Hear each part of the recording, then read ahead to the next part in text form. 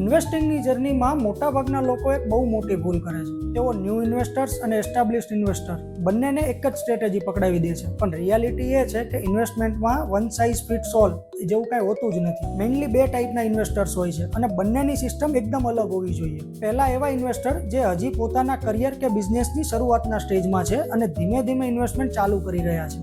આ લોકો માટે સૌથી મોટો ફોકસ પોઈન્ટ કેપિટલ એક્યુમ્યુલેશન એટલે કે કેપિટલ સાઇઝ વધારવા પર હોવો જોઈએ. રેગ્યુલર અને ડિસિપ્લિન સાથે ઇન્વેસ્ટમેન્ટ કરીને નાની નાની રકમમાંથી મોટું ફંડ કેવી રીતે ઊભું કરવું એ એમની કોર પ્રોસેસ હોવી જોઈએ. બીજા એવા ઇન્વેસ્ટર્સ કે જેમની પાસે પોતાના બિઝનેસ કે સેવિંગ્સમાંથી ઓલરેડી એક મોટું કેપિટલ બનેલું છે.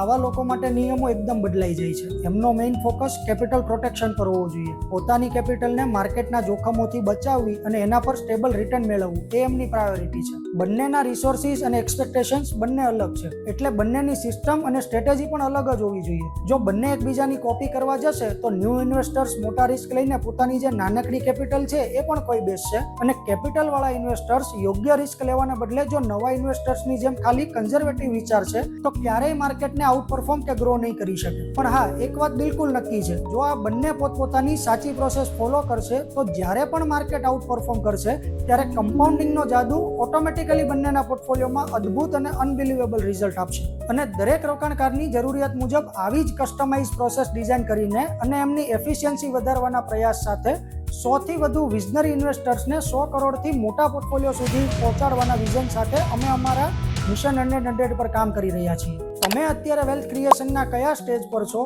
અને તમારા માટે કઈ પ્રોસેસ સાચી રહેશે એ જાણવા માટે આજે જ DM કે કમેન્ટ કરો. Let's connect and define what is truly good for your wealth.